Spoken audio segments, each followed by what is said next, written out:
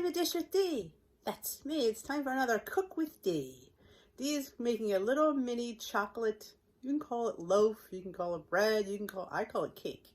It's very moist and very yummy. So let's turn around. Let's get started and see what the ingredients are in this chocolate cake. That is only 3 smart points for this mini loaf. Right, we have some monk fruit sweetener, some instant coffee, some special dark cocoa powder, a 1/4 cup of regular all-purpose flour, a heaping tablespoon of non-fat Greek yogurt, Lily's chips that are optional, a banana, an egg, some salt, some cinnamon, and some vanilla extract. So that's a short list of ingredients, and let's get started making this delicious bready, cakey deliciousness. Bowl, we have a banana. This is really, really ripe. And the more riper they are, the sweeter they are. So that's always, as long as they don't get too black, this is beautiful. This is just perfect. The sweetness goes up. Now I can taste the banana in this, but I think banana and chocolate pair very well. But again, if you don't like it, you could try applesauce. I don't know how well that would work. Or even pumpkin would probably work. Okay, that one off. I just put the cocoa powder in, the special dark, and I was talking about the instant coffee. I use a 1/2 teaspoon. Now, if you like more coffee, you can add more. It's going to intensify the cocoa. And I don't drink coffees, and I like it, so a couple dashes of salt, because salt brings out the flavor in chocolate and in everything. Teaspoon of vanilla extract. Again, vanilla brings out the flavor in chocolate. I always add vanilla extract. And I do a little bit of cinnamon. I just like the way cinnamon tastes in chocolate. So about a 1/2 teaspoon. Monk fruit sweetener, you need this because you've added the unsweetened cocoa powder and it needs to balance. So I do about a 1.5 tablespoons of the monk fruit.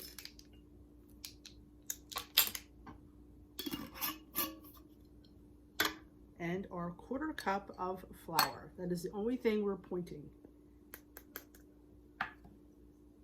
You mix it all up.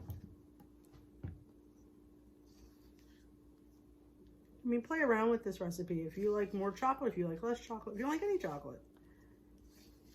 You don't like the banana, you could try pumpkin. You could probably even try applesauce. It'll probably be really good, but I don't really truly mind banana. I mean, it is like a moist bread. Consistency is very moist. If it's too moist, try leaving out the yogurt for you. If you want it more dry.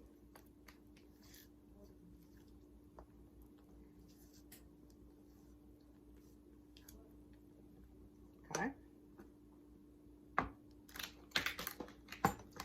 I love these little ceramic mini loaf pans. You can get them at the Christmas tree shop for $1. I think the stone, for some reason, bakes the best for me. I get the better, and these really don't stick. I spray them, of course. I just like, I think it cooks more evenly because it's stone and it heats better. I don't have luck with the metal ones, but I do have luck with these little dollar ones from Christmas tree shop. Sprayed. Oh, I got one thing.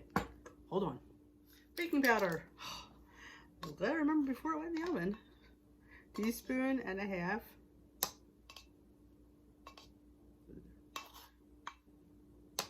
of baking powder. Jeez, I remembered at the last minute. There we go.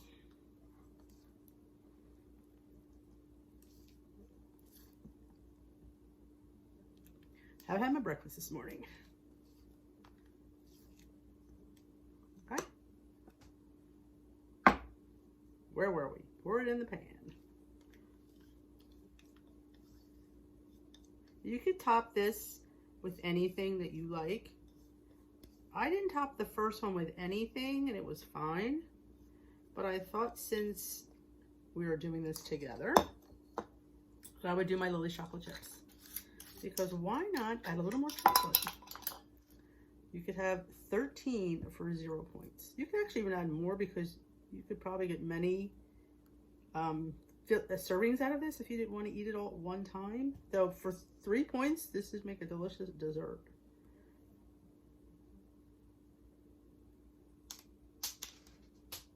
Oops. Hold on. Don't want the dog to get this. We are all ready to throw this bad boy in the oven. My camera keeps going off. I don't know why. I'm sorry for all the interruptions with this thing.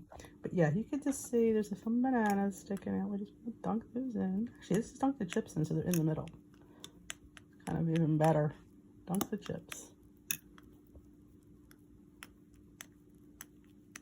There we go. We're going to bake this at 350 for about 25 minutes. Just pulled it out of the oven. It baked for about 30 minutes. I checked with a toothpick. She's a beaut. We're going to let her sit here and cool in her pan for about 10 minutes. Then I'm going to flip her over onto this rack for another till she cools completely. Here is our bread cooling. This makes a beautiful loaf. It's very dense and heavy for 3 smart points.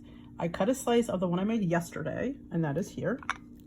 You can see how moist it is.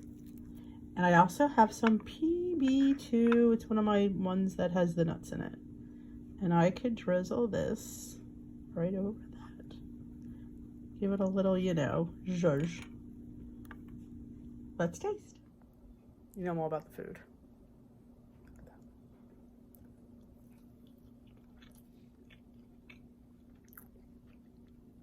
It's good. The banana is very prevalent, which I'm a little bit shocked. But definitely chocolatey. And I love having the PB2 on there because chocolate, banana, peanut butter works in my world.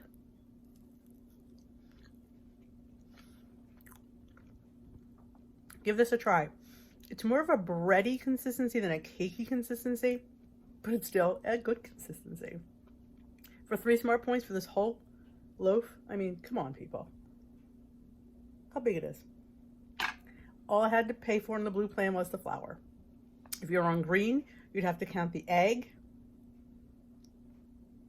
That's probably it.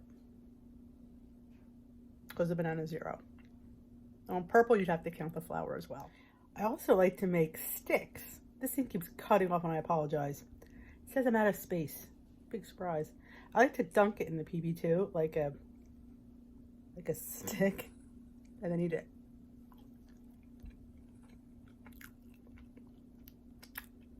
Low point treat. If you like this video, give it a thumbs up. If you want to try this recipe, let me know in the comment section below. And if you haven't already subscribed, please hit that subscribe button and hit that notification bell. Have a great day and let me know what you're making for this pandemic time of isolation and not getting out.